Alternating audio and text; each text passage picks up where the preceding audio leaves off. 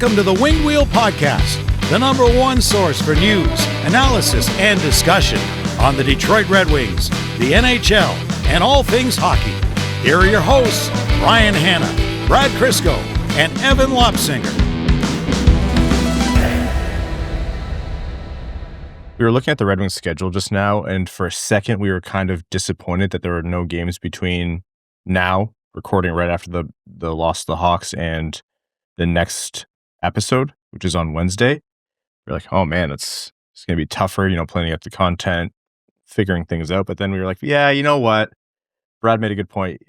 If there's a team that needs extra days of practice right now, it's probably the Red Wings from what we've just witnessed. Not just practice, rest. Yeah. Like, believe me, I'm going to be critical of them this episode, but they did just come back from a lengthy road trip, had a couple of games, fairly short order afterwards. I think just getting a few days of like routine, normalcy, recovery, and again, the way these games have been going, I think just a mental reset is probably good for everybody involved, especially McLellan, because I think he's going to blow an artery if this keeps up for too much longer. He's going to need to do some breathing exercises, probably before and after the guys get bag skated. If they get bag skated, like you said, they might need the rest. But yeah, this would be one of those moments where in that position, I'd be like, I need to go take a walk. I need to go take a walk before I say anything else. I need to go take a walk. Well, we are recording this right after the Hawks game, which comes 2 days after the New York Rangers game. And both of them, in different ways, are probably equally as disappointing. And there's some questions that the Red Wings are going to have to answer here soon if they want to make sure that their really strong start doesn't fade away from them fast. On that note, welcome to the Winged Wheel Podcast, here to talk to you about all things Detroit Red Wings hockey, the world of the NHL, and lots more. I'm one of your hosts, Ryan Hanna. I'm Brad Crisco. And I'm Evan. This episode of the Winged Wheel Podcast is presented by Greenlight Lending. Red lights are meant for lighting the lamp at the rink, not your home ownership goals. Head to gogreenlightlending.com today for creative mortgage solutions with flexible closing cost options. Licensed only in Michigan, NMLS 2676683, an equal housing opportunity lender and proud sponsor of the Winged Wheel Podcast. On this episode of the Winged Wheel Podcast, we're going to be talking to you about the Rangers loss, the Blackhawks loss, Nate Danielson being called up in between, and then a bunch of things that have to do with what is ailing the Red Wings right now, why can't they score, why have special teams turned around on them, all of that and more about the team, some notable prospects which are giving some good silver linings right now, thank goodness for that, NHL news and whatever else we get into before overtime. Very quickly, Winged Wheel Podcast Night, the LCA, is coming up in just 6 days here, Saturday, November 15th. It's the Detroit versus Buffalo Sabres game. wingedwheelpodcast.com/Red Wings if you want to get your tickets. We put out one final batch. I think there's about 50 of them left, so we put out a little chunk for you. So if you want them, get them. Once they're gone, they're gone.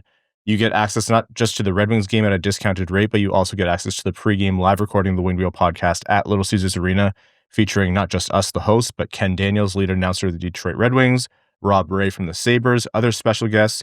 You also get a Detroit Red Wings and Winged Wheel Podcast co-branded Centennial-themed blanket and a lot of other perks. Every ticket purchased also represents a donation to the Jamie Daniels Foundation. So again, wingedwheelpodcast.com/Red Wings. All right, let's start with the Rangers game because we have to start somewhere. And I mean, it was exciting in a way leading up to it because you're like, all right, the Red Wings are back from the road trip. Previous game was 3 days earlier. Patrick Kane finally returning to the lineup after being out for a long time. He skated in his first full practice the day before, and then next morning, said he was good to go. And you thought, okay, the Red Wings get a key piece of their offense, their creativity, their power play back. They are back on home ice. They had a little bit of rest there, some, a day or so to recuperate. There's always a question mark after a long road trip. You mentioned at the top of the show, Brad, it's very normal for teams to have a bad game after a road trip, but I don't know, like it was a successful road trip and the signs were pointing in the Red Wings' favor. And I got to tell you, that game could have been an email. My big criticism of the Red Wings in that game, in hindsight, feels like a lot of Red Wings games over the past few years where, as we're doing our prep and I'm racking my brain about what points do I want to talk about and take away from this game, I barely remember a thing that happened that game. Just an uneventful, I don't even want to call slop fest because it really wasn't. No, the Rangers that was a defensive masterclass. Yeah, it was just kind of the Red Wings defense was for the most part fine outside of a couple blunders, one of which I'll talk to when we get to that goal. But just, yeah, it just felt like not a lot was going on in either direction. And, the Rangers kind of got a few later in the game. But yeah, it was just uninspired, which, I'll talk out of both sides of my mouth here. One, it's the NHL. You get chartered flights, luxury hotels. Like it's not like, you're doing a tour when you're coming back from playing a bunch of hockey games, but still it affects your sleep schedule, your energy levels. It's understandable to be a little off because they only had 2 days off, Wednesday, Thursday after the road trip, and then they were right back at it. I can get them maybe lacking a little bit of energy, but at the same time, it's, you're grown men getting paid millions of dollars to play hockey. Get over it, but it's fine. I wasn't super, super concerned after that game. I was just bored, honestly. I mean, the Rangers, it's so funny that their home road splits are the most egregious I've ever seen in the NHL in all my time watching hockey. But, they are one of the best defensive teams in the league, and they just, clogged up the middle of the ice. They were hard on the Red Wings. They pressured them, and it just looked like the Red Wings never were able to understand or counter that. Like their only offense came from a JT Compher goal, his third goal of the season. It was really good work down low from Kopp and Appleton, and that's after Will Cooley had already opened scoring on the power play. And that Will Cooley goal, though, I want to talk. Is that the moment that got Rasmussen scratched again? Could be. Yeah. Because that was bad. Yeah. That was like, everybody. I understand Rasmussen was following the first Ranger into the zone, but I mean, you guys are both defensemen. You guys know how easy it is to switch with a forward when you get to a certain point in the ice. Forward no longer covers that guy. You take him. Rasmussen follows the guy all the way to the crease and doesn't even bother to shoulder check to see Will Cooley walking right into the slot. That's defensive coverage 101. You can't let that happen.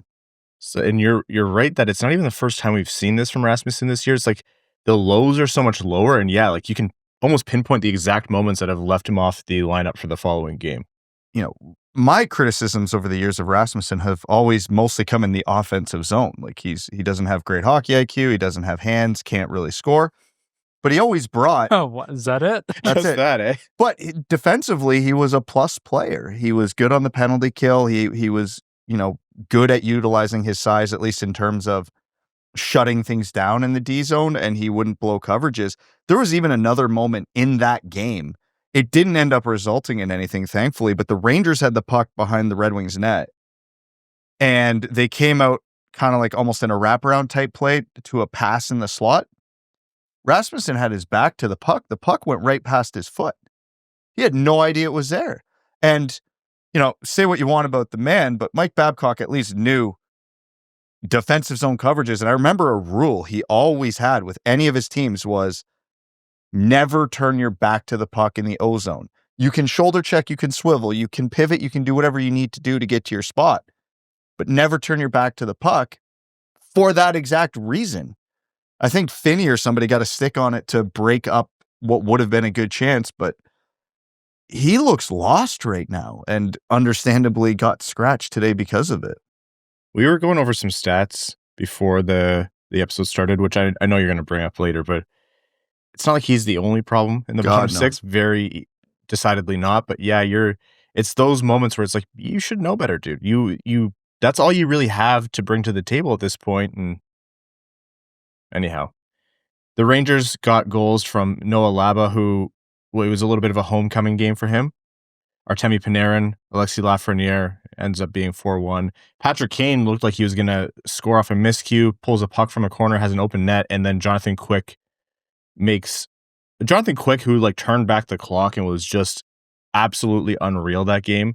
He's done this to the Red Wings multiple times now since getting to New York. I don't know.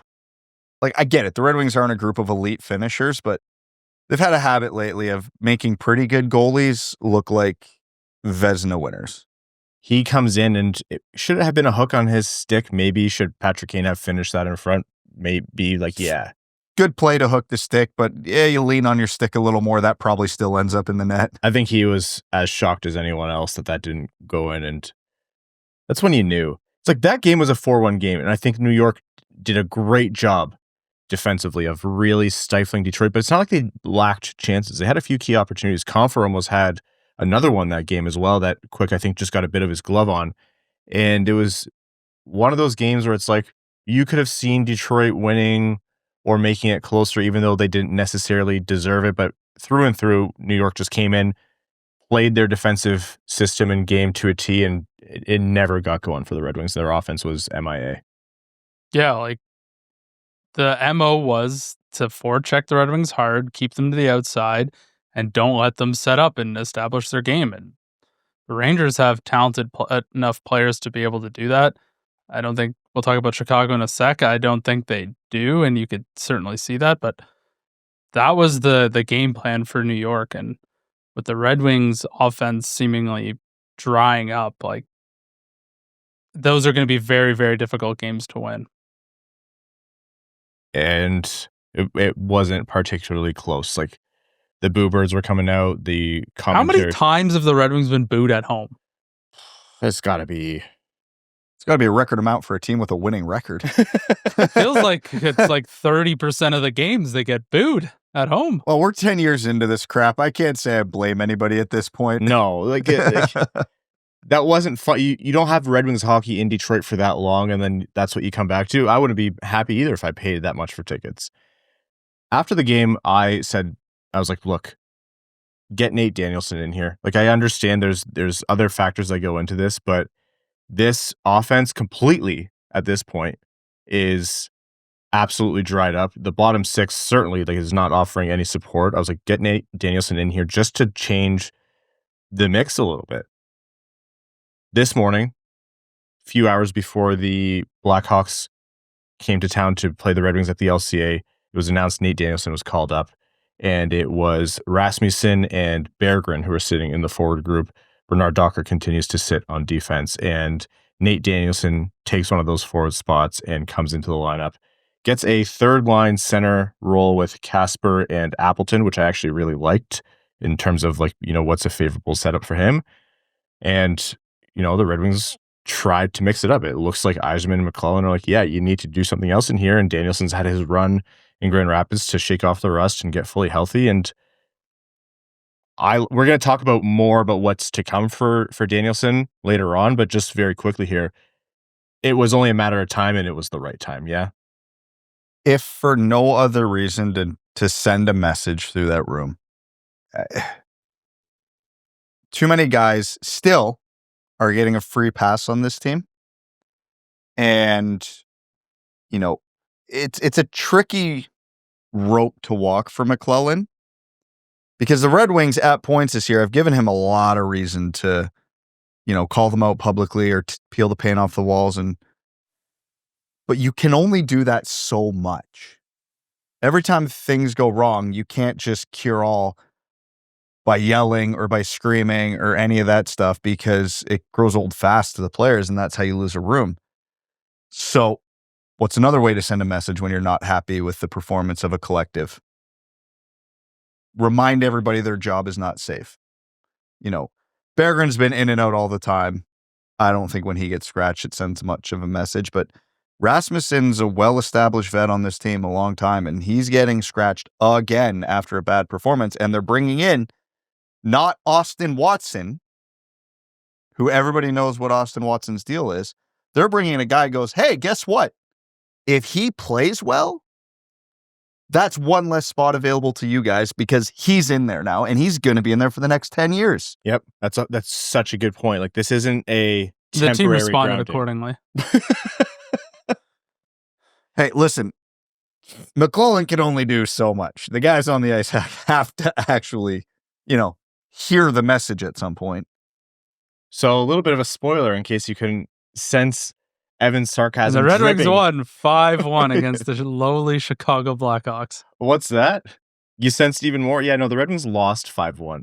If I actually just let Evan say that and then I said Detroit outshot them 46-20, you'd be like, that score makes sense. Coming back from a bad performance, Danielson's first NHL game. Everyone's fired up because of the highly touted rookie in the lineup. We're ready to go. Home crowd's fired up on a Sunday matinee game. All the alumni are in town for Fan Fest. Yeah, we're going to have, probably the most electric game of the year.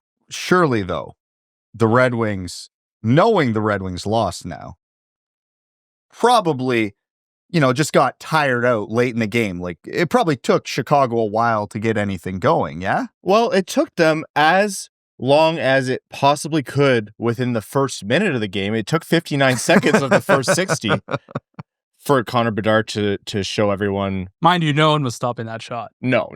But the circumstances leading up to it and the timing of it is what I think drives everyone crazy.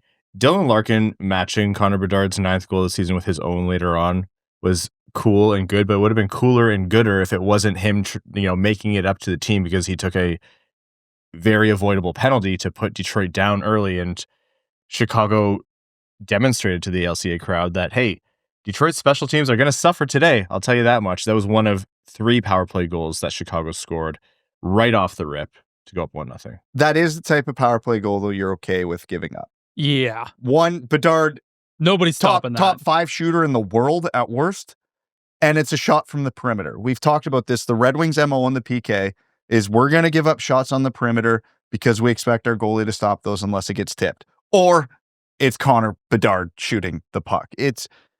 You're upset they're down 59 seconds in the game. I'm more mad about the penalty than I am how the goal was actually scored. Yeah. Which is fine. But you have to know who's on the other team, right? Yeah. Like that's especially a guy like Connor Bedard who's on an absolute run hot right now. Like, people are talking Canada Olympic roster type conversations about how he's playing right now. Yeah, before it was like, who's Celebrini going to displace, and now it's who's Celebrini and Bedard going to displace. That's my thing, though. It's like I'm firmer on guys like, Larkin and Edvinsson, who obviously offer so much to this team, but it's like so many of their minor penalties. I'm like, part of it comes from the intensity of the game that they play, and I get that. You take that with the whole meal, right? But some of it, I'm like, it's just a little bit careless at times, and that's what they need to clean up. If you want to be a team who wins winnable games and sometimes wins unwinnable games or games that you have to claw your way out of, you have to minimize those mistakes. And maybe there hasn't been enough attention on that over the years because so many games were completely unwinnable for the Red Wings, where it's like, what did it matter in the end anyways? But those are the ones where you don't want to give the team a free opportunity to just suck the life out of the building. Really, especially when you're at home. Like Chicago on the road, they come in and get a power play in the first minute. They're feeling great. Connor Bedard scores. They feel like they got the game right where they want it. Now, again, Detroit did tie it up a few minutes later, not even, and it was a really good sign because, one, that breakout pass by Seider Edvinsson, where he just takes the extra beat, lets the play develop exactly how he wants to. He sees the future, and then finds cross ice leading Lucas Raymond, who goes down, makes the play, gets a shot on net, and Dylan Larkin crashes the net and scores. And I like that goal for so many reasons. One, gorgeous play from Seider Edvinsson, showing off the skill and ability that he can and does bring to this team. Two, Lucas Raymond did what the entire team talked about after the Rangers game, which is you have to shoot the puck and get it into a danger area. Like, there's too much perimeter play lately. There's too much, just weak, high volume, but low danger chances. Like, you have to get the puck into areas where your team can do something and work hard and grind out the goals when they're not coming to you easily. And three, Larkin crashed the net and buried the opportunity and tied the game and got back the goal that was, more his fault than anyone else's because of the minor penalty. And I was like, good, that's what you needed. Perfect. But then after that, it was just the same Red Wings, whereas like everything for the rest of the game was from the perimeter, very few high danger chances, squandered opportunities. They were 0 for 5 on the power play, including a 4-minute double minor courtesy of Tyler Bertuzzi, who I see hasn't changed one bit at all. That dude's hilarious. They let in 3 of 3 on their own penalty kill. And, 46 shots on, Arvid Soderblom, yes, brother of Elmer Soderblom. He can have his days and he can be good. He's not 46 shots and saving 45 of them good. No, couple things to touch on here. I think I don't want to dismiss what the Red Wings did offensively too much. They had many 10-bell chances. Finney had 2 point-blank chances. Neither hit the net. DeBrincat had one from the slot in the third period. Didn't hit the net. Soderblom had a partial break on his brother and tried a cheeky little move that didn't work. And Kasper rang one off the post in the first period. They had their chances. That 2-on-0 with Larkin where Soderblom, I mean, great to get his leg back there, but that's got to be buried. It's any other game, guaranteed 2 to 3 of those are going in. Those players from those spots. Not last game. Or the last. Yeah, not this week. Or the previous one. But the Red Wings had the same problem against the Rangers, and less so against Vegas. I don't feel like they generated as much against Vegas. But, we joked about it earlier in the year. This team has a finishing problem and all the puns that come with that. But they genuinely do, it feels like. Like DeBrincat had that ice cold streak forever, and then he got out of it, but now he's back in it again. But everyone's in it. Exactly. And it was okay when it was just DeBrincat. But, I mean, for the quality of chances the Red Wings had, too many of them, first of all, missed the net. Like, you got to get back to the basics. If you miss the net, there's not even a rebound opportunity. If the goalie makes a save on you, as we saw with Raymond on the 2-on-1, and Larkin smashing in a rebound, you can still score. When you miss the net, that play is dead. And if you count Marco Kasper's post as missing the net, that's 5 point-blank grade A chances that did not have a chance of going in the net. And it is so simplistic to just, boil it down. And that's not their only problem to say, oh, hit the friggin' net or got to convert your chances. But really, hit the friggin' net, convert your chances. It's because one problem leads into another. Now they're not scoring. And you see this phrase in the NFL a lot with quarterbacks. They're seeing ghosts. They're seeing goalies covering parts of the net that they're not covering. And they're trying to get too cute with their shots. In fairness, Arvid Soderblom's colossal. No, understandable, but it's not just a one-time thing. And then you can see it zaps their confidence, and it's a snowball effect too, where you get what we got for good stretches of the game today, where they get too cute or they just shoot from a million miles away. And I know Evan was talking about a stat before. The Red Wings' average shot distance today was 46 feet. Like, pretty good. That's not good, but does that change if those 5 chances hit the net? Right? Like, you're right that it wasn't as bad as everything made it look. It wasn't good. They were the better team. Like, they controlled the game. Totally. They looked like the better team, but ultimately it's about, how you have to score more goals than the other team. And Chicago did that. Whether they feel like they played a good game or not, it doesn't matter. Like, the Chicago converted, the Red Wings didn't. It's not so simple. You're right, Brad. Like, it's not so black and white as what I phrased it as initially with the 46 shots. Like, they had their 10-bell opportunities, but it's a combination of all those factors. Like, you had that much control in the offensive zone, and we saw how the Red Wings dominated play for most of that game.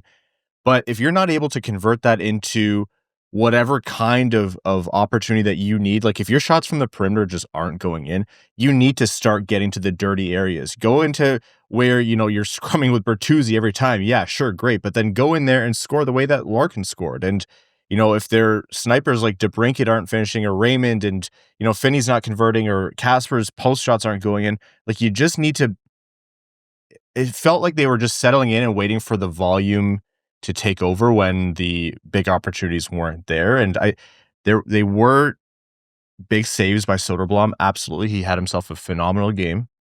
But, you look at the trend of where the Red Wings are at, and that's where I think Red Wings fans' frustrations are coming in. Like, 1 goal today, 1 goal against the Rangers, shutout against Vegas, 2 goals against San Jose, obviously not counting the shootout winner, 2 goals against Anaheim. You have to go all the way back to the LA Kings on the 30th, where they scored more than 2 goals.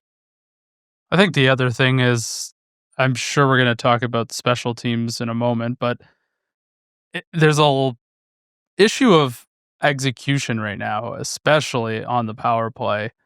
The passing isn't as crisp as it needs to be, and I think if they tighten that up just fractionally, one better pass that gets through the slot or like finds a seam, that could be a high danger scoring chance. Like there's lots of things that they can do before the puck's on their stick, ready to let a shot go and try and score. Well, it's a snowball effect. The power play, for no better phrasing of it, they're not trying anything. They're making 10-foot passes around the outside. Yeah, they get good possession, but they're not getting any good scoring chances out of it. There's nothing being funneled to the net, nothing being funneled to the slot. It's simple pass, simple pass. They're not trying to feed anything cross ice and maybe get a one-timer. They're not, DeBrincat, how many times have we seen him come off the goal line and try and get something from in tight there and then everybody crashes the net? We're not seeing it. And I think it's just a lack of confidence thing. They're like, well, nothing's finishing, so unless it's the perfect shot, it's not going to go in. And that's just kind of their mindset right now, and that leads to what we're seeing right now. And the problem is, to transition it to the special teams, now that we're talking about the power play, is when you can't score and you can't finish and you can't generate enough goals, it leaves you zero margin for error anywhere else. Yep. The penalty kill sucks all of a sudden, and they're losing games because of it, because they have no way to compensate when it goes off the rails. You play a lot looser when you got a couple goals on the board. Exactly. The Bedard one goes in, first penalty kill. Yeah, it happens. It's going to happen. That's fine. That second one, you can't let a cross-ice pass like that get through. You have to have those lanes locked down. And that third one, let's just call a spade a spade. Gibson needs to have that 100 out of 100 times. That's an unacceptable goal for an NHL goalie to let in. Zero margin for error. Gibson makes one bad mistake, they blow one lane, and it feels like they have no chance to win the game. Yeah, when that game was 3-1, you're like, that's it. This is over. Based on how this offense has been, like, there's no way that they're going to come back. And it wasn't wrong. Never even felt like they got close to coming back. At what point in the third period did you feel like, maybe? That's really the next, layer to this, is the lack of urgency, the lack of willingness to get yourselves back into the game. Like we talked about it. I think the Red Wings on paper were the better team in this game, but when you're down 3-1, like you got to be trying to force the puck into high danger areas. You got to be trying to get it into the middle of the ice in the offensive zone. It just feels like, I don't want to say cardio game, but it just feels like we're just going through the motions out there from time to time. What's the definition of insanity? Showing up to this podcast twice a week for 10 years. Exactly. Doing the exact same thing repeatedly and expecting a different outcome. That's what the third period felt like to me. Yeah. It didn't work all game. Why do you think it's going to work now? The frustrating part was, like, I think it was Raymond was doing an interview and someone else said it too. He's like, the team knows. They're like, yeah, we're just too much of a perimeter team right now. We're not getting to the hard areas. And then do something about it. Like, I'd say Lucas Raymond's one of the best players on the planet. Like, he has all this, and I'm not saying this is all his problem, but when you have that amount of talent, like, you should be able to manipulate a team like the Chicago Blackhawks and kind of impose your game.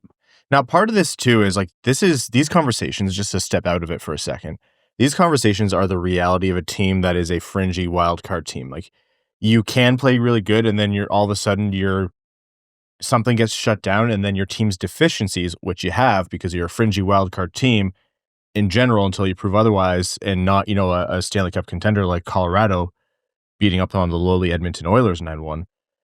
And so those deficiencies get exposed, and then you have games like these, and they'll find their form again. And what's most likely to happen is that the Red Wings' best players will, break out of cold spells and they'll score a bit more. Not a ton, because they get absolutely no scoring depth, and those goals just don't exist down the lineup right now. Like, they just don't have that amount of talent, and that's how they'll win those games. Talbot will come in and save some games, and maybe you get a good performance here and there from Gibson, although that's starting to look a bit concerning with how he's playing to start the year. But in general, like, just to acknowledge, there's no invalidation of like fans' frustration with how bad this offense has been. Not at all. But I think to a degree, this is also the reality of this caliber of lineup. You're going to run into things like this throughout the season. Well, yeah, that leads me into the point I wanted to bring up. You want to know what the problem with this team is? Realistically, like, Over the last 2 weeks, would you say outside of maybe the Anaheim game, the Red Wings defense as a whole has looked bad? Not terrible. No, they're going to have some blunders from time to time. Like, I hated, who was it, Panarin goal against the Rangers where Hamonic lost the battle and Johansson blew coverage. But that's okay. That happens every once in a while. Nobody's ever going to be perfect. But again, there's zero margin for errors. So 16 games in, 3 goals would be a 15-goal pace over the course of the season. We talked about it before the episodes. You know the answer, so I won't play the game. But 2 Red Wings bottom 6 forwards have 3 goals or more. Mason Appleton, who I think 2 of those came in the top 6. Yep, they came while he's playing in the top 6. JT Compher has 3 in 16 games. So of players who haven't moonlighted in the top 6 of the bottom 6 players, that puts JT Compher firmly in first place. If Nate Danielson stays up with the Red Wings the rest of the year, you think he gets 15? Probably not. Why is he playing in the top 6? Yeah, who's he playing with? True. Then if we just want to filter this by bottom 6 forwards who have more than 1 goal this season, we can add Jonathan Berggren to that list. That's it. Michael Rasmussen, 1 goal in 14 games. An empty netter. Andrew Kopp has 1 goal in 16 games. I need to issue a correction. All 3 of Appleton's goals came in the top 6. Oh, there you go. 1 against Toronto and 2 against Florida. Yeah. Elmer Soderblom, 1 goal in 11 games. James Van Riemsdyk, 1 goal in 13 games. But what a goal that was. Oh. Yeah. Obviously don't want to pick on the guy. Brandsegg-Nygard, 0 and 9. Like, this is like when there's arguments in the replies about which player comes out or which player is the problem or which player needs to move to what line. It's like that meme of like, look at these 2, they're having a mid-off. Like, none of these guys are seizing an opportunity. The talent just doesn't exist in Detroit's depth, and this isn't brand new. Like, been talking about this past offseason, talked about this the offseason before, and this is the risk if your top 6 goes cold for whatever reason. It would, I don't know what else you can do. Like, you've had multiple systems, you've had multiple setups, you've had, is it the centers? Like, maybe Nate Danielson with some run down there will help shake things up. But all in all, I'm not surprised that we're looking at these stats right now. Disappointed for sure. You'd like it to be a titch higher, but I'm not surprised. Like, 15 goals for a third liner is not an unreasonable benchmark. No, but that's good for a third liner, I'll say. Good. But that's the thing. It's usually good teams will have 1 or 2 players in their bottom 6 vastly outperforming 15 goals. There'll be a 20, 25 goal guy. The Red Wings are struggling to get 1 bottom 6 guy to play at a 15 goal pace. Yeah. The rest of them are on pace for sub 8? Like, how is that even remotely acceptable? And I understand you can only play the hand you're dealt. So this isn't necessarily a McLellan thing. This is definitely not a McLellan thing. This is a very obviously Steve Yzerman needs to get better players and continue to upgrade this, because a lot of teams will have defensemen who score goals, not counting empty netters. How many Red Wings defense have more than 1 goal? The answer is 0. The problem is plain right now. When Larkin, Finney, Raymond, and DeBrincat aren't scoring right now, obviously we'll put Kane as an NA because he's missed too many games to really factor into the stats here. This team doesn't score. That's 4 players on a roster of 18 skaters on a given night. And if 3 potatoes on a podcast can realize that, professional hockey teams are going to realize that too. They're going to know all we got to do is shut down this line and a half, and then we're going to go to work on the other half of this team, the other 3/4 of this team. Well, even that second line right now isn't. Marco Kasper doesn't get off the hook here. He's only got 3 goals and 0 assists. He's not been a good solution at second line center this year, to put it plainly. No, he got moved off the second line center position for this game. Compher took over, and he got moved down to Danielson's line. We talked about the sophomore slump generally being true, it seems, with the Red Wings, and it's hitting him hard. Yeah. So, again, when Kane was out, it was 4 guys, and one of them was a 7th-round pick 2 years ago. Like, I don't want to come off of this episode like the sky is falling. No. Because they still got a winning record. The defense looks good. they're controlling the pace and play of the game far more than they have in previous years. Again, we're all pissed off after the Chicago game, but they controlled 80% of that game. Even if it's a lot of perimeter shots, generally when you control that much of a game, you're going to win more than you lose. The irritating part, once again, is it's not just that there are problems, it's that they're so unbelievably predictable. They can't get a goal from any of their depth players, and they can't get that key friggin' save when they need it. And we're stuck in this infinite loop. And yes, the high end of this team has gotten better. Obviously, I don't want to gloss over the D and not give them their due. Edvinsson, Seider, one of the best pairings in the league, maybe the best pairing in the league this year. Sherratt and Sandin-Pellikka have been good. And outside of a few blunders, Johansson and whoever he's been with mostly have been a passable to good bottom pair. Even Hamnick in his return, I don't know that I'm putting him in the lineup over JBD. I'm definitely not, but he's been better. But it's been way better than the first game that we saw. Yeah, his first game was meme-worthy bad, and he hasn't been great since then, but he's been a lot better than that. Yeah, I'm not going to hinge the Red Wings' current streak on whether Travis Hamonic is playing Norris caliber defense, but yeah, the D... There's so many different things right now that are just ultimately leading to the outcome that we're witnessing. And the reason why, for me, and I think a lot of people, it feels more problematic or devastating is because of how tight the Atlantic is right now. You let your foot off the gas for 3 games, you could be at the bottom of this division. And then you're looking at something completely different. Well, that's the thing. It's kind of the overarching theme of the Red Wings in everything they do right now. They have no margin for error anywhere on anything. So a PK goes off for a night, they're in trouble. Goaltending goes off for a night, they're in trouble. Top line can't score, they're in trouble. Because they lose games, they get passed by 4 teams. And they can't get a save, well, they can't outscore their problems. Power play can't score, okay, well, the PK can't save them right now. And it's just, there's no margin for error. And it's a very, very tough life to live for 82 games when you can't, you look at Tampa, their D or Vasilevsky could have an off night. Oh, there's a chance Kucherov piles in 4 points that night and they still win the game. Yeah. And it's just, you can't live this way forever. For me, the cherry on top is really the urgency to course correct. I just don't, the good teams, when they need to win, they will do whatever it takes to try and make that a possibility. I just don't get that vibe. I don't see it. I don't feel it with this team right now. I think it's there, but it just, the past few games, probably even the San Jose game, up to the San Jose game, it just feels like we're going through the motions. There's guys who are just out there because they've got a contract, and it's just very ho-hum type attitude. The best teams in the planet, the true contenders. You think Nathan MacKinnon would Nathan MacKinnon would go in there and fight every single teammate if that was the effort that was being put out there?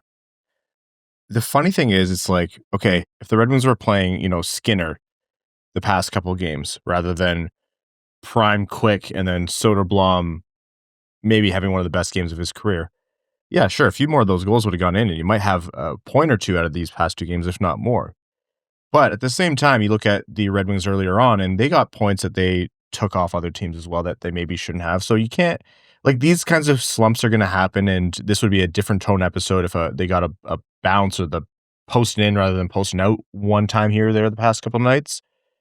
But like you're saying, Evan, you got to create your own luck in hockey and in this league, and that's what the Red Wings have to do. They have to work their way out of this. It's got to be I'm a firm believer that the only way they're going to get out this is, you got to grind your way through it. You got to will yourself to win, and you have to score a working man's goal and just do that repeatedly until things come back into motion, until everything's gelling again, until the execution is there, until, the power play is oiled and working and Kane is distributing and making an impact there again, until the bottom 6 hopefully reshuffled with Danielson putting in theirs making some kind of change. But until that's happening, you can't just go out there and go through the motions. Yeah, you got to force the universe to give you your break. I'm not saying this in a positive light, but Really? obviously, the Red Wings bottom six is not going to be able to, quote unquote, create goals. No, They do not have the skill to pass it around, and that's fine. Most bottom six lines in the NHL can't do that. There's not, if there was that level of skill that deep on every NHL roster, we'd be talking about a very different sport. The Red Wings are probably at the point in the bottom six, they should be taking a goalie interference penalty every 3 or 4 games because they just crash the net so often. You got to be more meat and potatoes down there. Mickey Redmond said something before Tyler Bertuzzi served them up a golden opportunity on a silver platter, which was the double minor. But Mickey Redmond said right before that, this team needs a Donnybrook right now just to get them going. Like, they need something. What? Yeah. What Red Wing is going to... Hamonic tried on Friday. He got beat up by a teenager. That's why I said tried. I could have done There'd be that. 5 dead Red Wing player out there. John Gibson would be skating for the Zamboni door. No, but it's, again... But I totally agree with Mickey. Oh, yeah. Yeah. I don't mind the odd penalty every game if the net positive of the penalties is worth it. The Florida is the perfect example. How many penalties do they get because they just create scrums out of nowhere? More than you would think given the memes. But it's because they crash the net at 1,000,000 miles an hour and obviously piss the other team off. And here's the crazy part. Every once in a while, they take a penalty doing that. But every once in a while, they score a goal doing that. Well, it happened today. The Dylan Larkin kind of got it in Soderblom's face a little bit, and Tyler Bertuzzi just lost his mind. It took 4 minutes of penalties. Which, again... But we should be seeing that across the lineup, not only from the captain. Yeah. No, I know. You should be seeing it the least from him because he can create goals. Yeah. He plays on a line where they might actually be able to toss a puck around and rip one from the slot. Andrew Kopp, for example, just to pick on one guy right now, I don't remember a single thing he's done in the last month and a half. He's just out there. That line at the start of the season, I thought we had found goals with Kopp for MBN. I was like, this line looks great. Like for 2 games. Yeah. And then it just evaporated. The give a shit level between those guys, like Kopp and Comfer, for what they're making, how long they've been in the league, they should know how to dig themselves out of this. They should be at the forefront of, I'm either putting this rebound in or I'm running Soderblom through his post. It's not there. And again, that's what I think drives a lot of people crazy. We stereotype this a little too much because it's not quite that black and white. Yeah. But we don't see any version of it.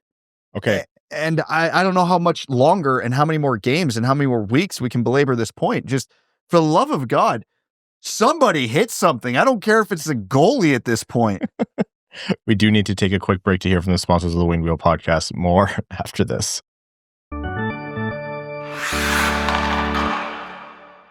Watching hockey isn't always the easiest when the team's on a West Coast road swing, so most of us have had a cup of coffee in our hands to help us out.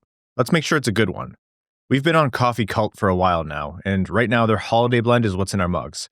It's a dark roast with some medium dark notes made from 100% Arabica beans out of Ethiopia and Guatemala. You get this rich base of baker's chocolate and brown sugar, then these subtle hints of apricot, blueberry, a little cherry. It's warm, bold, and weirdly festive without being over the top. Basically, it tastes like what this time of year should. You can grab the holiday blend or any other Coffee Cult coffee and get 15% off with code WWP at coffeecult.com. And if your order's over $49, shipping's free in the US. Plus, if you're hunting for a gift that's easy but still hits, grab the new Coffee Cult loot box. It comes with a branded mug and a 12-ounce bag of mystery coffee. You won't know what excellent Coffee Cult roast you're getting until it shows up. It's a fun way to introduce someone to Coffee Cult or just treat yourself with a little surprise. Again, that's coffeecult.com. KOFFEEKULT.com, code WWP for 15% off. Stay caffeinated, stay festive.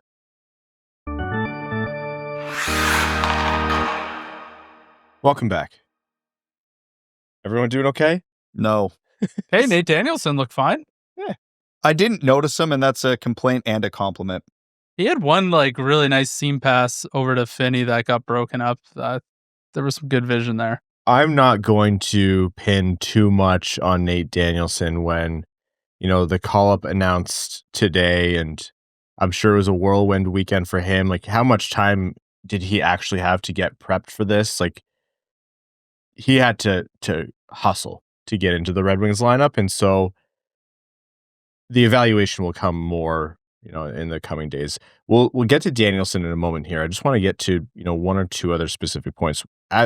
During the ad break, we kept talking about, the scoring and the depth issues. And just a reminder, again, the sky isn't falling. Brad said, we can talk about this, and it is all valid frustration, and these are real things that the Red Wings have to deal with, but certain things will come back. The top six will score a bit more. The execution will get better, as Evan was talking about, and you might get a save a little bit more than what they got from Gibson today.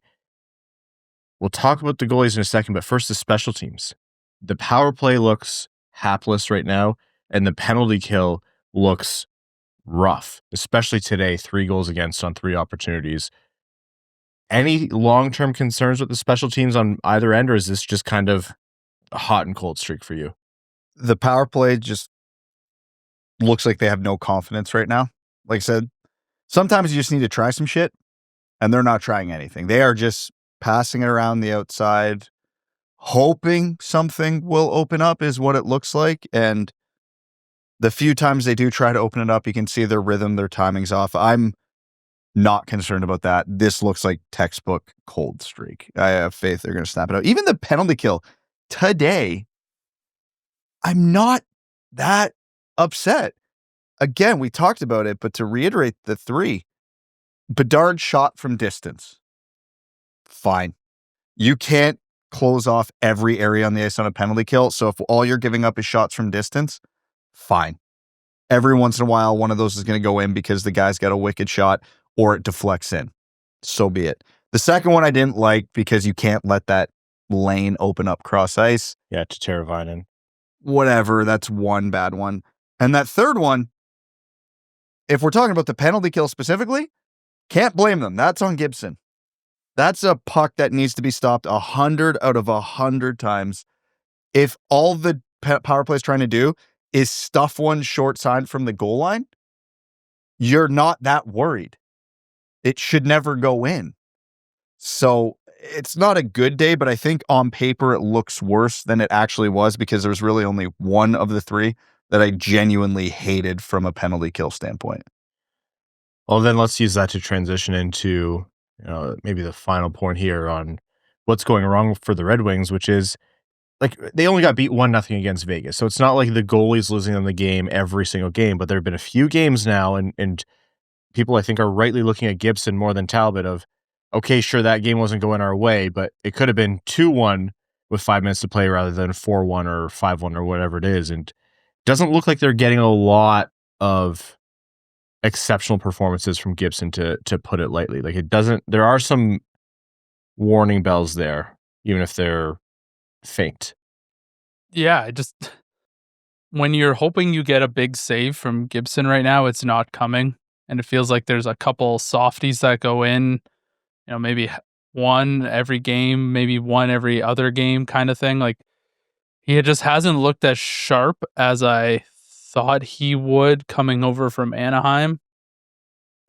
Yeah, it's a little concerning. And I just, thank goodness Cam Talbot's been better than I expected him to be this year. But the hope was for John Gibson to come in and kind of take the lion's share of games. And because we know Cam Talbot's got only so much runway and so many games that he can string together before the tank is empty. Yeah, there's some big concern because the games are only going to become more meaningful as the season progresses. A game against Montreal or Toronto in March is going to be vastly more important than a game is right now. And if Gibson doesn't find that starter-like form, we're going to be running into some rough times. There's no problem with getting wins from Talbot versus from Gibson early on, except for the point that you just made, Evan. I think that's exactly right. there's a natural kind of expiry date to when you can reasonably expect that from Talbot. And that's just because Father Time's undefeated and we've seen it from Talbot. Like, yeah, sure, he might do better this year later in the season than he did last year, but he is the age that he is. Like, he is on the kind of, I don't want to call it the last phase of his career, but the last phases of his career. And he's not going to be the guy you want to lean on for that many games in a season. Like, if he's playing half the games, I think that is about the max that you want to do. Oh, yeah. And we haven't seen enough from Gibson, I think, to say that won't be the case. Well, Talbot's definitely been the better of the two, but I mean, he's got an 891 save percentage and Gibson's got an 882. Yeah, they're not wildly different, and I don't think they've been, it's not like Talbot has been, best in the league, but I do think there have been games where he has saved them in the game and kept them in it or won them the game, and I don't know that we've gotten that from Gibson. Yeah, and the theme and the complaint I have with the Red Wings goaltending this year is, again, it's almost an unfair standard to hold them to, but it just feels like when they need a save, they don't get it. Like that, those saves, that's like, I don't expect the goalie to save that one, but every once in a while, it would be nice to have that big save that bails them out in a bad situation or at a key time. And they don't get it. They never seem to get it. It feels like the Red Wings lose the goaltending battle more than they win it. Today's the perfect example. There's only one goal John Gibson let in that I didn't like. One, because obviously 4 went in, 1 was an empty netter. But how many did Soderblom save that probably should have went in? 3? 4? That's the game. Again, with all the flaws in today's game, if the Red Wings just get an even goaltending battle there, they win the game. And I can't pin the loss on Gibson because, again, 3 of the 4 he let in, nobody was stopping. But, man, that 4th one made a difference. Yeah, especially when they did 2-1 in the third period. That game still feels very much in grasp. All of a sudden, 3-1, we talked about it earlier, you could just feel the air come out of the building. It's like, that's it. They're not overcoming this lead with the way their offense is going. All right. Well, let's jump into the positive story from today, the only positive story. We've talked about Nate Danielson being called up. What's next for him now? Like, he took a spot from Rasmussen and Berggren in the lineup. What do you see upcoming for him as the Red Wings brought him up for his NHL debut, and now they have an opportunity with him? Like, the whole 9-10 game thing doesn't apply. Like, you can't sign his contract anymore. He has an opportunity to earn his role. I mean, how well can the kid swim with an anchor behind him? I mean, if Marco Kasper came in last year and centered the second line, I don't know why Nate Danielson also can't potentially seize that opportunity as well. But he didn't start there last year with Kasper, and I wouldn't be surprised if Danielson's there by the end of the year, but I expect some struggles to start, and that's fine. That's not a shot at Danielson. He's going to be playing in the bottom 6, for lack of a better way to phrase it, not with anybody good. So I don't expect the counting stats to be great. If he comes in, and again, today, he didn't look out of place. He wasn't noticeable in any way, which for a first NHL game, given who he's playing with, feels like that's okay. Kasper's been struggling this year, and Appleton's been okay. If that's the line for a while, I expect them to have some good games. I expect them to have some bad games. I just want to see how Danielson adjusts to the pace, because he's one of the better skaters on this team already, even after 1 game. Yeah. Can he help boost the pace of this team? Can he keep up with the pace of the other teams defensively in transition, whatever it ends up being? Because that's what MBN really struggled with. And that's where Finney has actually thrived. We talked about Finney doesn't have the skill that the rest of the guys in the top 6 have, but he sure as hell does not slow them down. And he can keep up and he can play at that pace. So that's going to be kind of my benchmark for Danielson, is can he also do the same thing even if he's not scoring? Yeah, there's not a lot of obstruction for him. Like, at the time when he got injured, it was a lower back injury from that incident with Dumba behind the net. It must have felt terrible. He must have been like, man, I finally had the great preseason when the opportunity was there for me. This team is good, but I played well enough to earn it. But there's 3 other guys, 2 of them on forward, who also want these spots. Like, now how am I going to come in and make it stick? And it must have seemed, I don't want to say bleak, but it must have just been heartbreaking for him. Now he comes in, nothing's changed. He has all the opportunity in the world. There aren't any players in terms of veterans or guys who would be in his spot. Like Finney on the top line is not a factor for Danielson. MBN is no longer in the bottom six. He's down in Grand Rapids. There's not obstruction for him to seize and hold a roster spot. He can get a center position because certainly Rasmussen at center is just a horrific experiment that through necessity sometimes and just through, I think, frustration sometimes the Red Wings run, and it just never works. And Kopp and Compher and Kasper have not been doing anything at center really of note, so he can make it stick at center. If they want, they can flip him to wing. Danielson, who we've seen in Grand Rapids and through the Red Wings preseason and training camps, he has all the tools to come in here and make a difference. And like Brad said, he skates well. He could add the jolts of just shaking things up in this bottom six that would have that knock-on effect and just help everything else. But that is with a big asterisk. Don't expect that of the kid.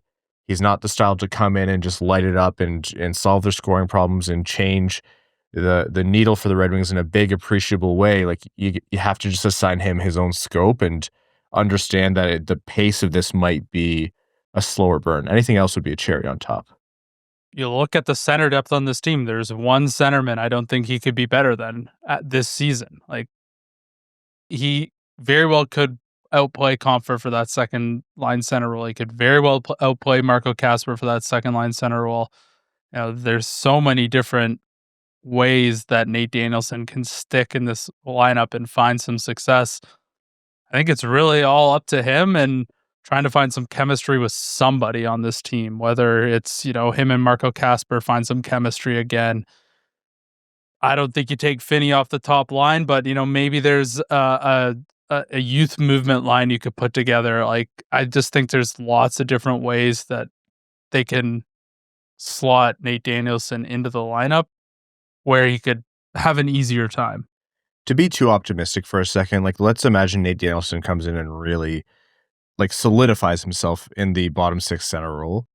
Maybe that does help, a little bit of the production. Not a ton, but you see guys like Berggren or Soderblom or guys where you're like, there is more offense in their games, and it's just how much of this is they don't play with a center who can really distribute with them or play center to the degree that they're going to help facilitate the offense or extract the offense from the wingers around them. So if Danielson finds his groove, then you get a bit more out of those depth guys where you no longer have 8 guys fighting for the press box, and maybe it's just down to 5 or 4 or whatever it is. So again, I'm not setting that expectation, at least not immediately, but that's the idea with Danielson is you come in and you are just a bolt-on bottom six center for this team, which they are in desperate need of. Well, theoretically, Appleton, Kasper, and Danielson are the 3 most capable offensive players in the bottom 6 of this roster right now, and they're playing together. So if you're ever going to get offense out of the bottom 6, that's probably the combination that will do it. But again, that's theoretical because we haven't seen it. Danielson's played 1 game, Kasper's struggling, and that comes at the cost of putting Compher on the second line, which I hate, but it almost feels like a necessity right now because okay, DeBrincat and Kane can probably generate enough offense on their own if he can just not screw it up for them. So I understand the thinking, and then the fourth line can be whatever slappies happen to be playing the least bad at that given moment. So, it is what it is. I think even optimistically, I don't see Danielson setting the world on fire, at least not for a couple months. I wouldn't be shocked if he has a Kasper-like arc where first couple months statistically are very underwhelming, but then he strings together a couple good games, gets bumped up in the lineup, and then things take off for him. I can see that. But just as we've talked about, and we're beating it to death, but the configuration of this bottom 6, it's going to be hard to find a combination that's going to produce easy offense. And again, theoretically, this is the best option. But even at that, that's with a guy who's played 1 NHL game and a guy going hard through the sophomore slump right now. And like putting it like that very fairly is exactly why he's going to go nuclear and just, radio you, because that's how these things go. Hey, if this ends up being a reverse jinx, fantastic. Just needed to give Demidov a head start. I'm either going to be right or happy, but not both. Certainly not both. Okay, notes from the world of the Red Wings that are a bit more positive than this. Actually, speaking of Mason Appleton, congratulations to the Appletons. They welcomed the newest addition to the family, Teddy, the other day. So Appleton was away from practice for personal reasons, and it was what a wonderful personal reason that is. So congratulations to the Appletons. And the Red Wings prospect pipeline. Trey Augustine continues to be a guy of note. Shuts out Gavin McKenna and Penn State, which must have been so sweet for Spartans fans after, Penn State, what was it? They dropped $750,000 for NIL to get McKenna over there. And then, because it was between Penn State and Michigan State, and then they went and shut out Penn State. Augustine is 6-1, 141 goals against average, and a 944 save percentage to start the season. Is that good? Seems pretty good. And that's to be expected for one of the best goalies in the nation across the entire NCAA.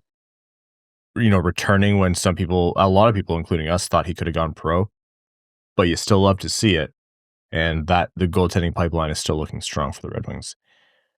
Elsewhere in the NCAA, Max Plante with Minnesota Duluth set the franchise or UMD record for the quickest players to the 50 career point mark, surpassing none other than Brett Hull, who held that record for, more than 4 decades? So quickest player in UMD history to reach the 50 career point mark with a game winner. I'm more surprised that Brett Hull went to university. But that didn't shine through with his St. Louis Stanley Cup celebrations? All the signs were there. That's right. The one thing that celebration taught us is Hull was definitely in a frat. Wasn't a communications major. It wasn't even Greek letters. It was just the Hull frat. So Plante and Augustine continue to be, forces in the NCAA. And man, I cannot wait to get those guys further up in the Red Wings system. All right, NHL notes. We should start with something a little bit more beefy. I want to talk about Kyrou maybe. But did you guys see Jordan Binnington try to steal Alex Ovechkin's 900 goal puck? I love that there was an attempt. Like, Binnington is a lunatic and hated by most non-St. Louis Blues fans in the league for good reason.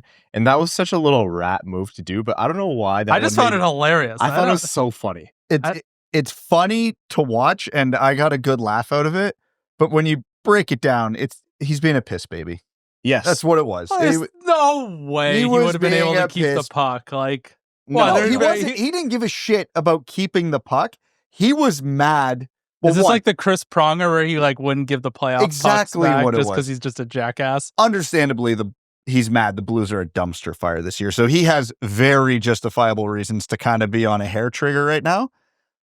But he gave up a big goal, and it was probably a goal he should have saved, and he got all poopy pants about it, and he's like, I'm going to try and ruin the moment, and stole the puck. And he was just being a piss baby. He was doing the only thing he could control in the moment because he couldn't stop the puck from going in the net. He hasn't been able to do that at all this year. No, Team Canada better hope that he turns into the Four Nations goalie he did last year for the Olympics. Otherwise, they're going to... Team Canada has one of the top goalies in the league available to this year, and he's probably not even going to be on the team. Unless something changes in the relationship between Logan Thompson and Team Canada. But anyway. Never let the merit of a player stop you from the bureaucracy and politics of Hockey Canada dictating the roster. Elsewhere in the NHL, I shouldn't even say elsewhere, still with St. Louis, Jordan Kyrou was a healthy scratch the other night. Right now, whatever it takes, pick whatever prospects you want to give up.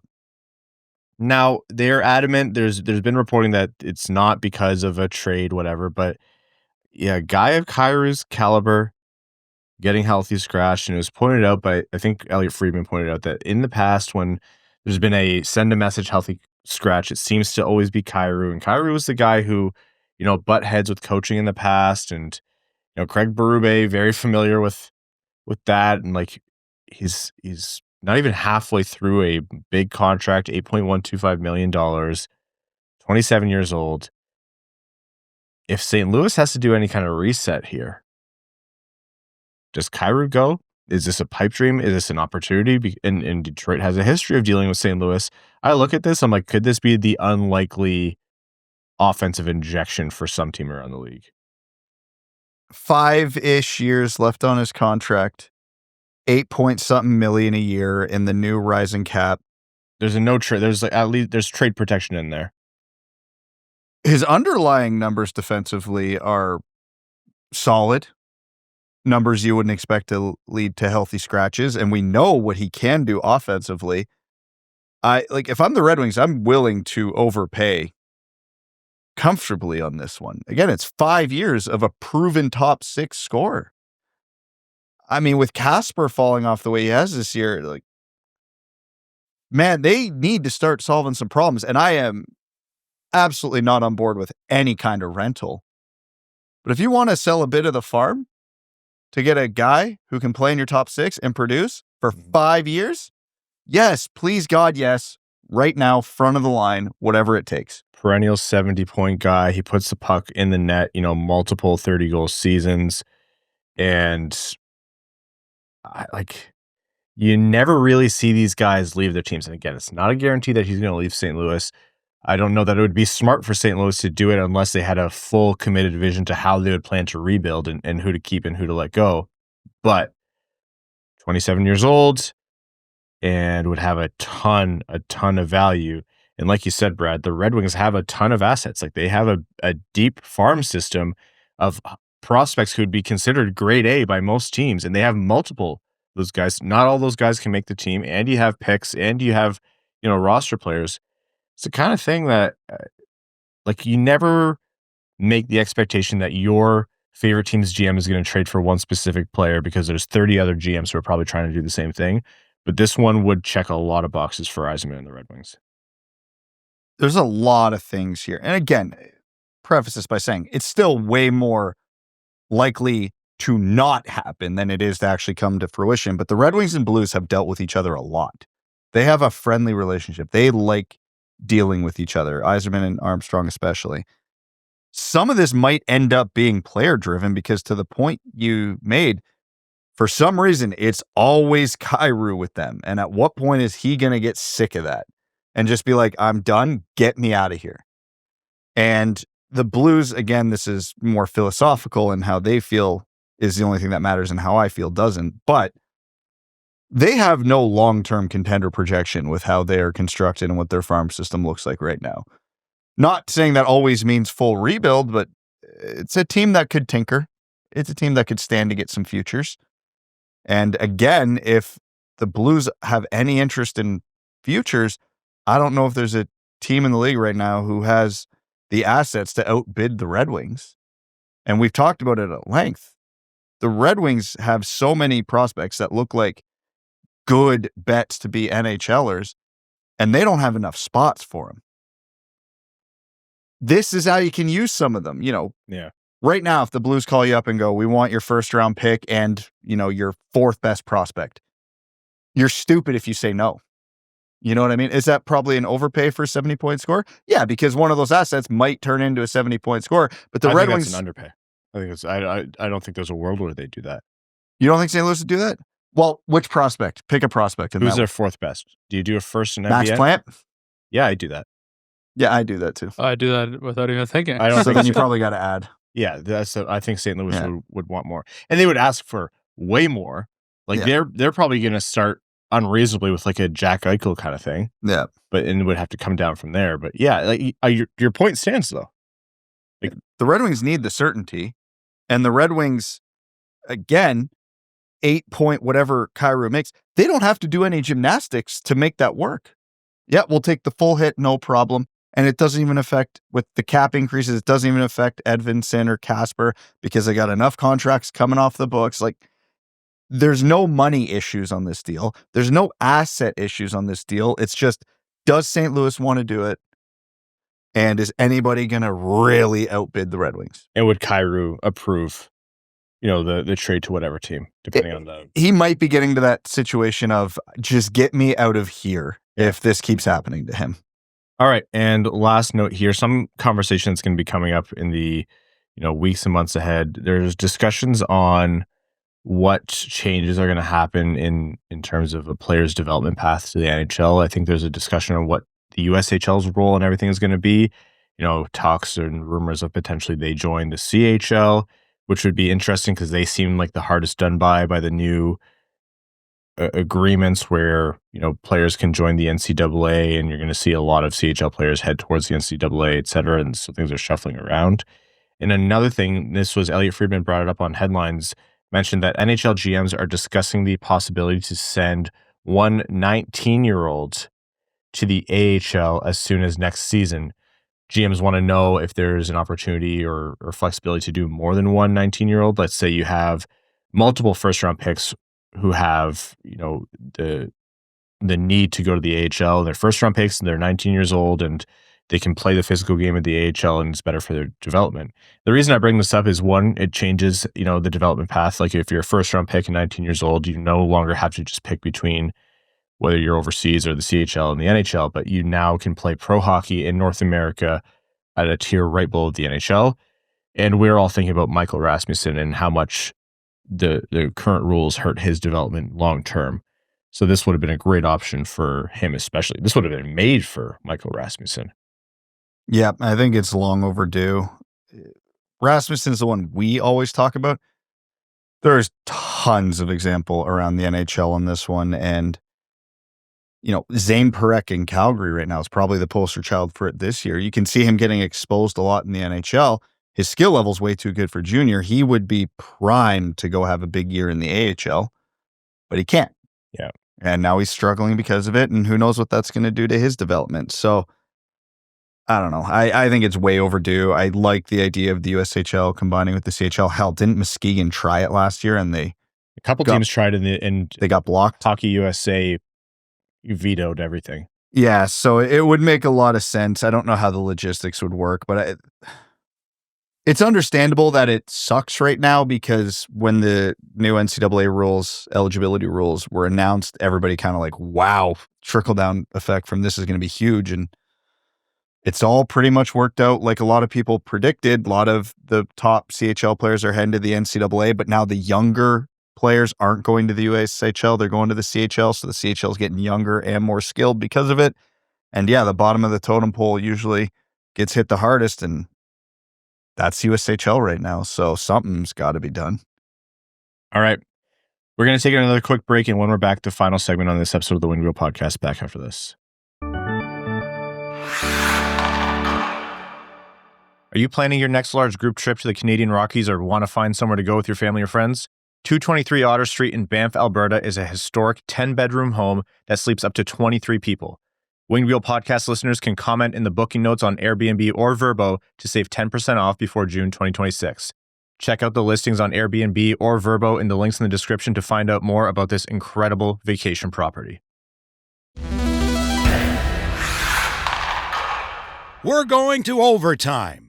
Overtime is brought to you by our Patreon supporters, patreon.com/wingedwheelpodcast. If you want to support the show, join the Dub Club, get access to benefits like our bonus overtime episodes, which record right after these main ones. We let loose, we have fun, we address all the other questions from our patrons and talk about things hockey and non-hockey related. It's a good time. It's a little bit wild. Evan goes a little bit buck wild in there. You also get access to our Patreon exclusive Discord, and you're automatically entered into all of our giveaways. For example, we give away 2 tickets to every Detroit Red Wings home game directly to our Patreon supporters. So again, patreon.com/wingedwheelpodcast if you want to support the show. Let's take some questions from our patrons. Joseph Barry says, do you think we should give ASP a run on Power Play 1? Special teams has hit a wall. Time to make some changes. Couldn't hurt. Nothing is off the table. I am liking more and more of what I see of ASP's confidence offensively. So yeah, if you need to change something up, that's one of the moves I'd look at for sure. Andrew Stroud says, it seems like net front presence for Detroit has dropped off in both zones. Is that a coaching thing or a player decision-making thing in the moment? Todd doesn't strike me as the type of coach who wouldn't want them going there. So I'll say it's a player issue. Yeah. execution across the board, not just in the areas that we talked about, is what we've been looking at, and no doubt that those are the kinds of decisions where it's just got to make coaches pull their hair out for the coaches who do have hair, which is a rare thing in this league, apparently.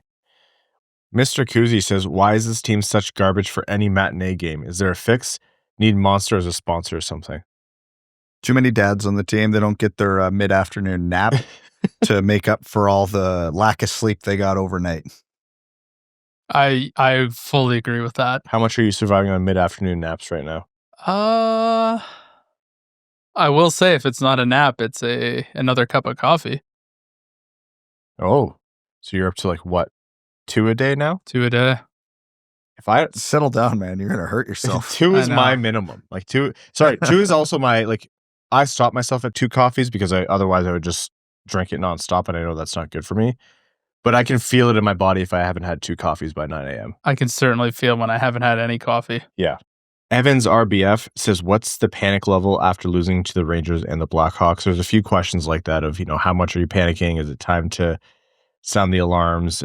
Prospect profiles coming. And, we said it in the bulk of the show, and I'll reiterate here. I really do believe that the issues that we talked about are real ones that are going to continue to come up if they're not addressed internally and externally by the Red Wings and Yzerman and McLellan and the players more than anyone else. But I also think Brad's point of the sky is not falling, and what I was mentioning earlier of this is just kind of part of what it is to be a middling team is true.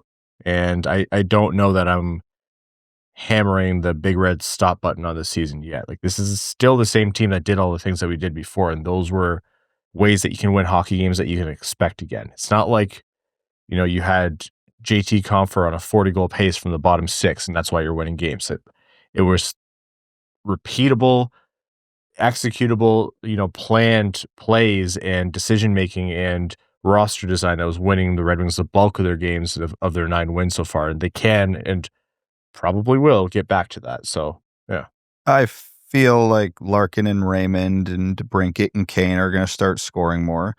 In the Red Wings' 9 wins, Rasmussen, JVR, Compher, for the most part, weren't doing crap then either. So, like, them playing bad isn't changing the dynamic of this team. It doesn't help. But, yeah, it's going to come from they might start getting a key save again, and the big boys might start scoring again. Java says, how long do you give Gibson before you give Kosa or Pastava a call-up? Both have been playing well in Grand Rapids. I could definitely see Kosa, who I think got hurt today, so we'll see how that one plays out. But absolutely, you can see Kosa getting a call-up, but I don't know that you're doing that unless there's injury. Things would have to be pretty rough to call up a third goalie. You're certainly not waiving anyone in terms of Talbot or Gibson.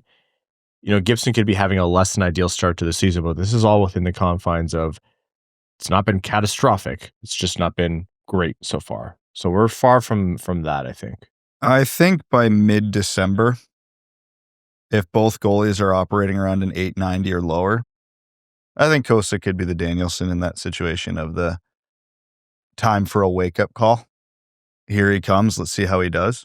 Roster's not full, so I guess you could do it. If for no other reason, just scare the shit out of Talbot and Gibson. Just be like, hey, you guys are old. He's young. If you play worse than him, there's no reason for you to be here, so you better get it together. What exactly is a distinct kicking motion? Says, do you think all of the recognition, league and media-wide, early in the season has made the Wings a bigger target? Would you consider this part of growing pains and becoming a playoff and eventual cup contender? How much of this has affected their current slump? I don't think they're playing terrible. I think just teams are taking them a bit more seriously now. 2 mediocre teams just gave the Red Wings their backup goalie. No, I don't think teams are taking the Red Wings more seriously just yet. I'm sorry. The New York Rangers are the best team on the road in the NHL. And which is, I think, a real stat or very close to it. They're also the worst team at home in the NHL, which is... Yeah, they just got the Rangers in the wrong arena that night. You guys stay there. We'll come to Broadway. That's right. We'll come, we want to grab a slice of pizza or something, or New York style rather than Detroit style sometimes. You want to mix it up. Hotels are more expensive in Detroit. We'll come to New York City. The worst part is... Save you some... I'm not joking. That's closer than people might think. I wasn't kidding. We could do 2 hours on hotel prices in Detroit. If you're a hotel manager in Detroit, please reach out. And the Blackhawks have actually, like, they're the lowly Blackhawks, yes, but they, have done pretty nicely for themselves on a little road trip there, and don't think that the Bedard point totals are coming without Chicago's success. Anyhow, all right, we're going to take more questions in the bonus overtime episode of the Wing Wheel podcast. For now, we're going to wrap up this episode of the show. Thank you so much to our sponsors. Thank you so much to all of you who tune in, and to our Patreon supporters. We could not do this show without you. Patreon.com/wingedwheelpodcast if you want to help us out and support the show. And if you want to go above and beyond for us, but Patreon's not for you, you can still help us out a lot of different ways. Subscribe wherever you get your podcasts, Apple, Spotify, YouTube, wherever you're tuning in. Hit the subscribe button, leave a rating, a review, the thumbs up, the stars, whatever it might be. Tell a friend about the show. All of those are things that really help us out. wingedwheelpodcast.com/Red Wings if you want to get a ticket to Winged Wheel Podcast Night at the LCA, which is this upcoming Saturday. If you have bought a ticket, the person who bought the ticket should have received an email with more information, details soon. We'll talk about that more next episode as well, but you can feel free to shoot us an email if you didn't receive that and you want to find out more. To our name level supporters on Patreon, we cannot thank you enough for doing what you do for the show. Arjun Shanker, Aikfer, Martin Norberg, THL Champ, Samuel Soderholm, Icon, Glenn Brabham, Rain Dano, below average ball hockey goalie, Sea Lion, Matthew M. Rice, Darb EQ, Bingo Bango, Hassam Al-Qassem, Asher Killian, Kaylin Wood, Alex Toger, That's What I Appreciate About You, Derek Enstam, Matt McKay, Andy Hardcore, Sam Bankston, Citizen High Five, R.A., Aaron Hudson, Admiral Matt S. of the Cheesebag Navy, The El Cato, Stephen Ortlieb, Jonathan Miller, Give Blood Fight Probert, DJ Denton, Carl Brutin-Nanilewski, Jay Gollum, John Ingles, CB55, Connor Scovey, Adam Zuiza, Adam Rose, I Miss Pew Suter, Steve R., Hockeytown Matt, Mr. Kuzi, Chaotic Monkey, Craig Kibble, Plan Stan, Clip Clop Nene, Podgy713, Now I Have to Learn How to Click on a Macintosh, Griffin Knott from Grand Rapids, Marty, Cozy the OG13, Jeff Pridemore, Eric Hill, Butts Carlton, Best James Bond, Beer League Legend, Alec, Mark Hernandez, Slim Smitty Cards, Grand Rapids Girly, Anna Sleeman, William, Kip Tira Jr., Mike Asher, Chris Black, August, Brian Munn, Improved But Flawed, Chris 99 Jones, Putting on the Moritz, General Andy Bohan of the Cheesebag Army, Quaz, Lonnie Zone, Dylan Larkin Trade Sacrifice, Eating Plump Hot Dogs the French Way, Matt Keeler, Linda Hull, I'm drunk and I can't think of a name. Hope y'all are doing well. Thanks, Aaron. Connor Leighton, As Good As It Gets, Jeremiah Dobo, Josh Yelchin, Brad Simmons, Darren Fick, Bex, The Hodag, Baseball, Basketball, Wiener Dog, Short Sports, Commander Ben Barron, The Cheeseback Space Force, Sandin-Pellikka's Pet Pelican, Griffey Boy, JM Rhapsody, Your Second Favorite Patron, Frank Stanley, Rosie Posey, That Other Guy, Pucking Puck, Carl Thames, Nerno, The Hat 123, Stephen A. Aaron, Corey Prida, All Motor No Hands, Gene Sullivan, Roy Mudbutt, Big Cheese, James Pridemore, Upernadian, Drop the Puck, Eric Nance, Ann Stanislavski, Jim, Bellingham Acid Balls, Wings Fan in St. Louis, Scott, Johnny Page, Lucas Raymond, Cops, Gump Lip, Trent Thorough, Grepsky, Evan Beckner, Return of Jambo, C.E. Hayes, Finney to the Rafters, Jacob Marsh, Falkness, Fight Night at the Joe, Axel Sandy Pelican, The Octopi's Ninth Leg, and your second favorite patron. Thank you all so very much. We'll talk to you Wednesday. Thanks for tuning in to the Winged Wheel Podcast. Be sure to visit wingedwheelpodcast.com, where you'll find links to subscribe to the show on Apple Podcasts, Spotify, YouTube, or wherever you get your podcasts. You'll also find ways to support the show, like Patreon, official podcast merchandise, and more.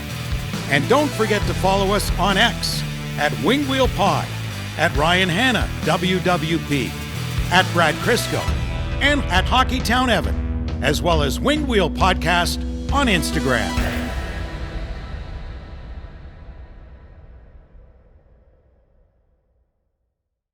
This message is brought to you by Greenlight Lending. Are you facing financial red lights on your home ownership journey? Don't have money for a down payment or closing costs? Struggling with your current mortgage payment or other debt obligations? Or maybe you have a complicated situation like credit challenges or self-employment income? At Greenlight Lending, they turn those red lights green with creative mortgage solutions for purchase and refinance loans. Their team crafts personalized plans with flexible closing cost options, competitive brokered rates, and innovative loan programs tailored to your needs. Whether it's finding the right loan or guiding you through the process, they're here to help you score your home ownership goals. Let's get you out of the penalty box and into the game. Head to gogreenlightlending.com to explore solutions or call Nick directly at 586-321-1888 for your customized plan. All loans are subject to credit approval, terms, and conditions. Rates and programs vary. Contact for details.